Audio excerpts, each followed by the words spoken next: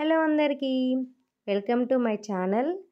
Today special వచ్చేసి summer వచ్చేసింది కదా, నేను పిల్లల కోసం ఇంట్లోనే సింపుల్గా టేస్టీగా బాదం మిల్క్ చేశాను.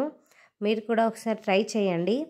ముందుగా ఒక 20-30 బాదం పప్పులను తీసుకొని వేడి నీళ్ళలో నానబెట్టి పొట్టు తీసి పక్కన పెట్టుకోవాలి.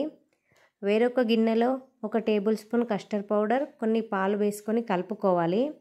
పొయ్యి మీద 1 లీటర్ పాలు పెట్టుకొని అవి మరిగేలోపు మిక్సీ గిన్నెలో పొట్టు తీసిన బాదం పప్పులని, కస్టర్డ్ పౌడర్ వేసి కలుపుకున్న పాలని వేసుకొని మెత్తగా మిక్సీ బట్టి మరుగుతున్న పాలల్లో దీన్ని మళ్ళీ ఒకసారి కలుపుకొని పాలల్లో వేసుకోవాలి. పాలల్లో వేసిన వెంటనే గంటెతో కలబెట్టుకోవాలి. అలా కలబెట్టుకున్న తర్వాత స్వీట్నెస్కి తగ్గట్టు షుగర్ వేసుకోవాలి. ఎవరి స్వీట్నెస్కి తగ్గట్టు వాళ్ళు వేసుకోండి.